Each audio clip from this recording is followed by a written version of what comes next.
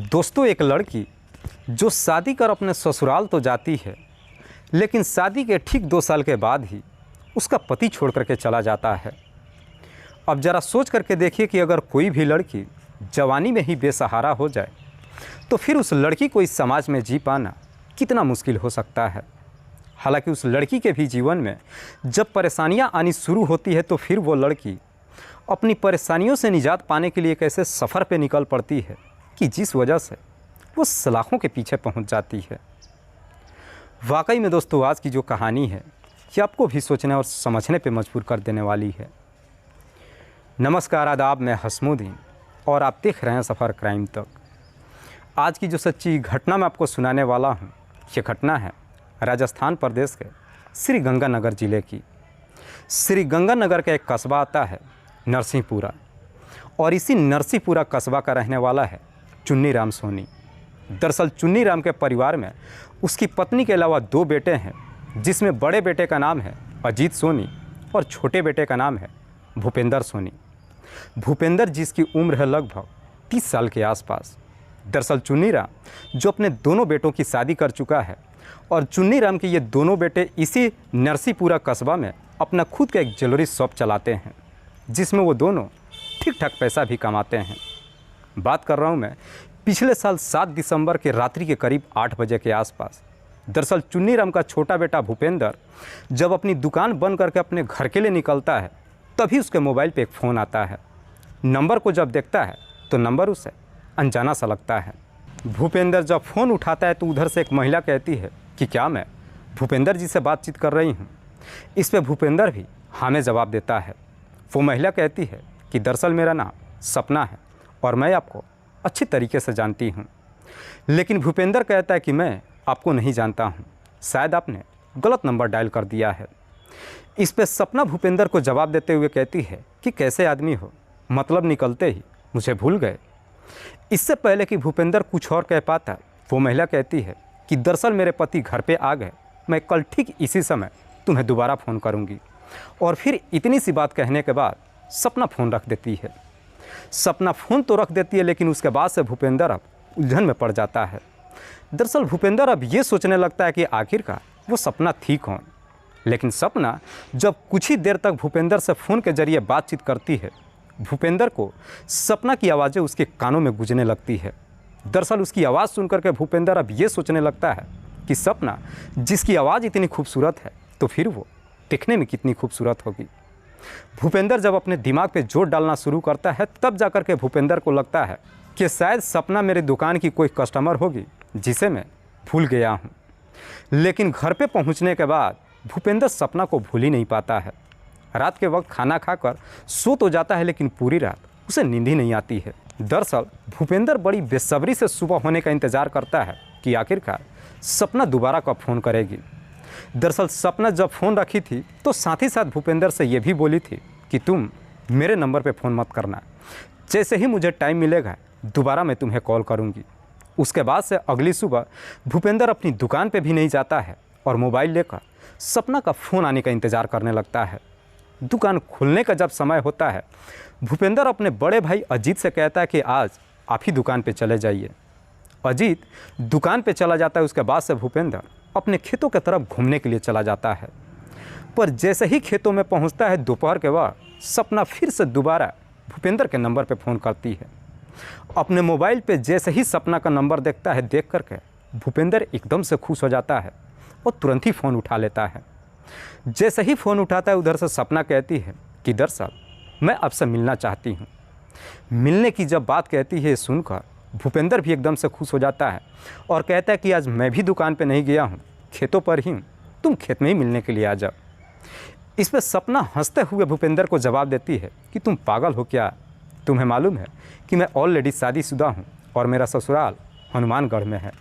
दरअसल मेरे पति 2 दिन के लिए दिल्ली शहर गए हैं और मैं अपने कमरे पे अकेली हूँ, इसीलिए तुम आज मेरे कमरे पे ही मिलने के लिए आ जाओ। उसी वक्त ही सपना जब भूपेंद्र को अपने कमरे पे मिलने के लिए बुलाती है, भूपेंद्र सपना को जवाब देते हुए कहता है कि आज तो मुझे टाइम नहीं मिलेगा, लेकिन कल सुबह 10 बजे के आसपास मैं तुम्हारे कमरे पे पहुंच जाऊंगा।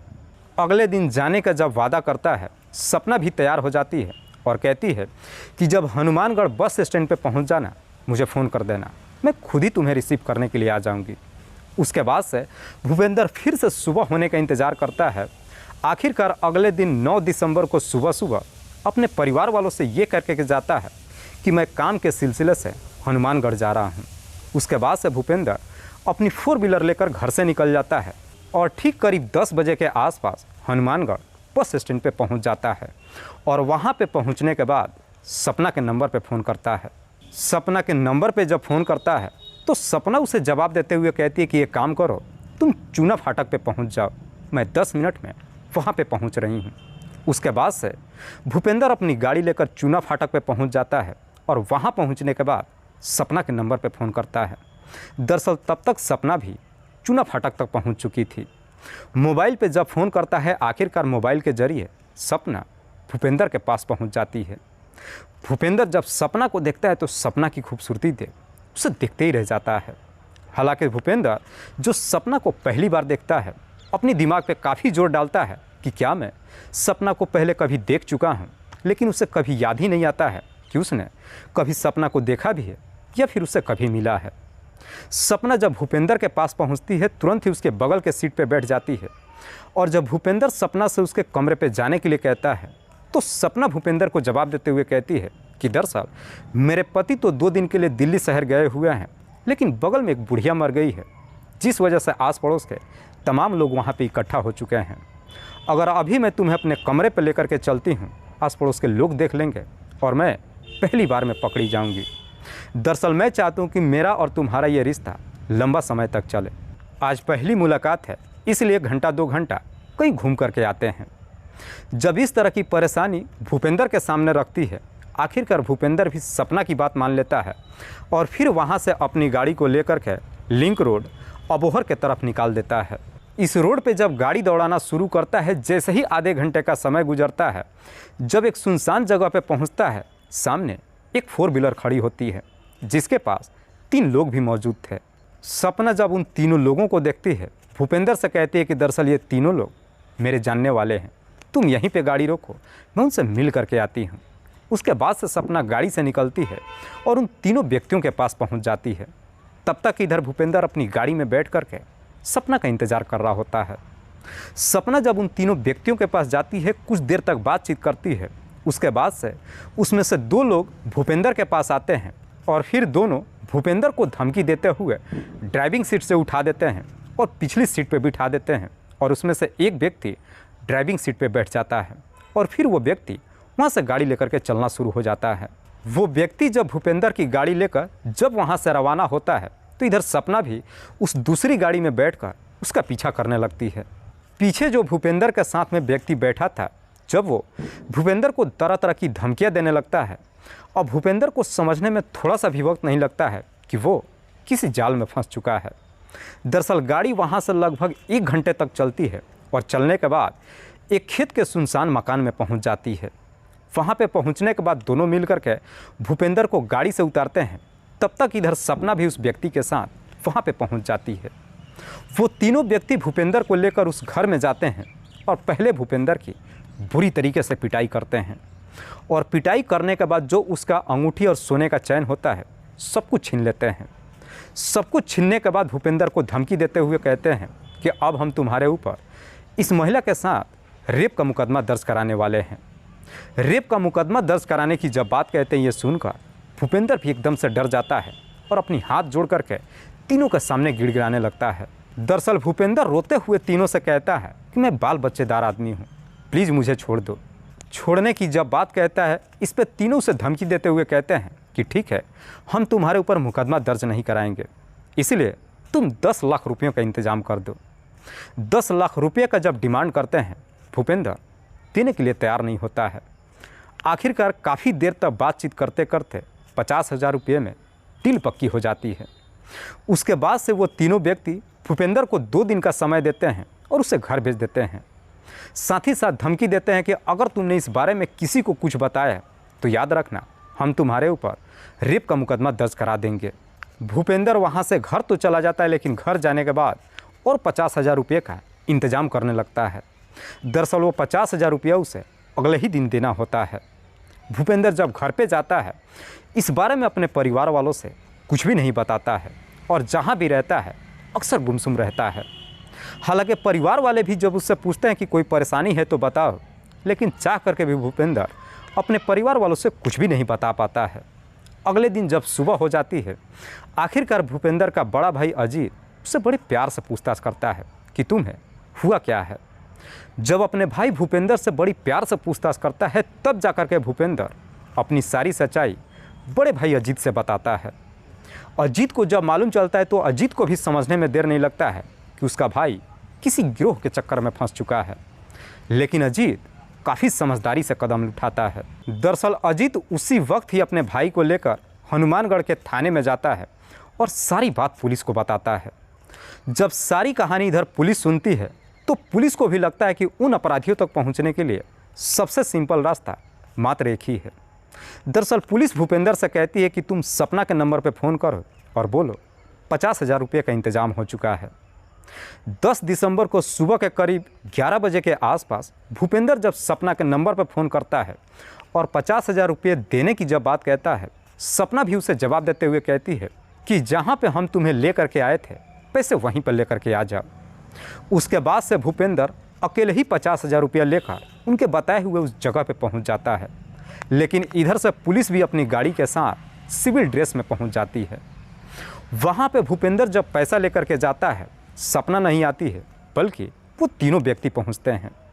वो तीनों व्यक्ति जैसे ही भूपेंद्र के हाथ से पैसा लेते हैं, भूपेंद्र इशारे से पुलिस को बता देता है।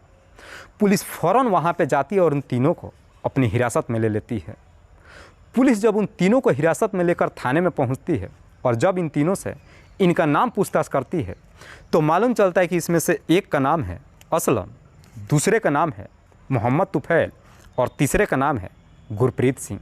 पुलिस इन तीनों को हिरासत में लेने के बाद जब इस पूरे वारदात के बारे में पूछताछ करती है तो ये तीनों भी बिना किसी सख्ती दबाव के तुरंत ही अपनी सच्चाई कबूल कर लेते हैं। तीनों ही जब अपनी सच्चाई कबूल कर लेते हैं उसके बाद से पुलिस अब सपना को ढूंढना शुरू कर देती है। पुलिस अपनी तमाम कोशिश कर लेती है लेकिन बावजूद इसके सपना का कहीं कुछ पता नहीं चलता है। दरअसल शायद सपना को पहले ही मालूम हो चुका था कि पुलिस उसके साथियों को गिरफ्तार कर चुकी है, इसीलिए सपना अपना घर छोड़ करके फरार हो चुकी थी।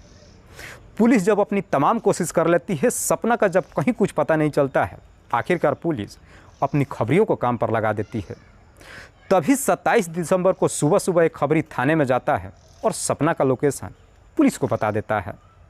पुलिस को जैसे ही लोकेशन मिल जाती है, पुलिस अपनी टीम के साथ उस लोकेशन पे जाती है और वहाँ से सपना को भी गिरफ्तार कर लेती है।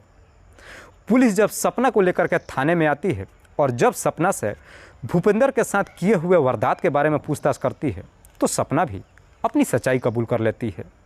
लेकिन पुलिस जब सपना से ये सवाल करती है कि आखिरकार तुमने ये सब किया क्यों, इस पे सपना जब अपनी पूरी कहानी बताती है तो वाकई में इसमें सुनने के बाद खुद पुलिस भी हैरान रह जाती है।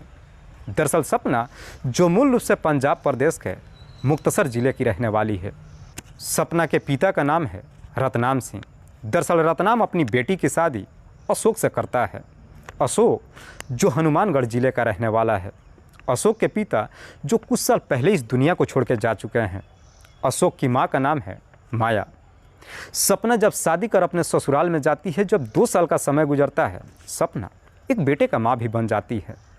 पर जैसे ही 2 साल का समय गुजरता है, आखिरकार सपना की माँ माया पड़ोस के ही रहने वाले असलम के साथ लिविंग रिलेशनशिप में रहने लगती है, जिसकी वजह से माया का बेटा अशोक समाज में अपनी मुंह नहीं दिखा पाता है। अशोक की अपनी इतनी काफ़ी बेइज्जती होती है कि वो अपनी बेइज्जती बर्दाश्त नहीं कर पाता है और आखिरकार बिना कुछ सोचे बगैर ही अपनी पत्नी और बेटे को छोड़कर न जाने कहाँ चला जाता है, जिसकी वजह से अब सपना अपने बेटे को लेकर एकदम से बेसहारा हो जाती है। दरअसल सपना को समझ में नहीं आता है कि आखिरकार वो जाए कहाँ। कुछ महीने सपना अपने ससुराल में तो रहती है, लेकिन जब उसके जीवन में परेशानियां आनी शुरू होती है, पड़ोस का ही रहने वाला असलम इस मौके का फ़ायदा उठा लेता है। दरअसल एक दिन असलम जाकर के सपना से मुलाकात करता है और कहता है कि अगर तुम कम समय में ज़्यादा से ज़्यादा पैसा कमाना चाहती हो तो मेरे पास एक प्लान है। असलम जब अपने पूरे प्लान के बारे में बताता है, सपना भी मजबूर होकर उसका साथ देने के लिए तैयार हो जाती है। दरअसल असलम जो भूपेंद्र को पहले से ही जानता था कि भूपेंद्र के पास अच्छा खासा पैसा है। असलम सपना से कहता है कि तुम भूपेंद्र के नंबर पर फ़ोन करो और उससे मिलने के लिए बुलाओ। अगर वो तुमसे मिलने के लिए आता है फिर हम उसे पकड़ लेंगे और उसे ब्लैकमेल करना शुरू कर देंगे। जब उसके ऊपर रेप की केस करने का धमकी देंगे वो मजबूर होकर हमें पैसे देने के लिए तैयार हो जाएगा। सपना को भी लगता है कि इसमें मेरे शरीर के साथ कोई छेड़छाड़ नहीं होगा और ठीक ठाक पैसा भी मिल जाएगा। इसीलिए सपना असलम की बातों में आ जाती है और फिर इसी प्लान के तहत 7 दिसंबर को रात्रि के करीब 8 बजे के आसपास भूपेंद्र के नंबर पर फ़ोन करती है और फिर उससे मीठी मीठी बातें करती है। दूसरी बार जब फ़ोन करती है आखिरकार अपने प्रेम जाल में उसे फंसाने के बाद हनुमानगढ़ मिलने के लिए बुला लेती है। इधर भूपेंद्र भी जब सपना से मिलने के लिए जाता है तो इस बारे में अपने परिवार वालों से कुछ भी नहीं बताता है और जब सपना से मिलने के लिए जाता है सपना अपने प्लान के तहत उसे जब रोड पर लेकर के जाती है आखिरकार वहाँ से थोड़ी दूर पे इधर असलम अपने दोनों साथियों के साथ खड़े होकर के भूपेंद्र का इंतज़ार कर रहा होता है। जैसे ही सपना वहाँ पे भूपेंद्र को लेकर के पहुँचती है उसके बाद से असलम भी अपने दोनों साथियों की मदद से असलम को पकड़ करके अपने बनाए हुए घर पे लेकर के जाता है और सबसे पहले उसका सारा सामान छीन लेता है और फिर और भी 50,000 रुपयों का डिमांड कर देता है। वाकई में सपना जब ये पूरी कहानी पुलिस को बताती है उसके बाद से पुलिस सपना के ही तहरीर पे असलम और उसके दोनों साथियों को गिरफ्तार करने के बाद अगले दिन इन चारों को जिला अदालत में पेश करती है जहाँ से इन सबको जेल भेज दिया जाता है। दोस्तों इस पूरी घटना के बारे में आप क्या सोचते हैं? आप अपनी राय हमें कमेंट बॉक्स में ज़रूर दीजिएगा। जाते जाते मैं आपको बता दूं कि कुछ मेरे व्यूअर्स हैं जो रोज़ाना मेरी इस वीडियो को देखते ही नहीं हैं बल्कि अपना कीमती समय निकाल कर मुझे अपना प्यार भी देते हैं, जिनमें से एक का नाम है रजनीश यादव। रजनीश यादव जो मैनपुरी उत्तर प्रदेश के रहने वाले हैं। दूसरे मेरे व्यूअर हैं मिथुन कुमार। मिथुन कुमार जो समस्तीपुर बिहार प्रदेश के रहने वाले हैं। तीसरे मेरे व्यूअर हैं एके दुबे। एके दुबे जो लखनऊ उत्तर प्रदेश के रहने वाले हैं। चौथे मेरे व्यूअर हैं मोहम्मद हुसैन। मोहम्मद हुसैन तो वैसे बिहार प्रदेश के रहने वाले हैं लेकिन सऊदी अरबिया में रह कर के नौकरी करते हैं और वहीं से मेरी इस वीडियो को देखते हैं। लास्ट मेरे व्यूअर हैं बालकृष्ण राय। बालकृष्ण राय जो सीतामढ़ी बिहार प्रदेश के रहने वाले हैं लेकिन दिल्ली शहर में रहकर गाड़ी चलाने का काम करते हैं। मैं अब तमाम व्यूअर्स को तहे दिल से शुक्रिया अदा करता हूँ। कल फिर मिलते हैं एक और नई सच्ची घटना के साथ। तब तक के लिए जय हिंद, जय भारत।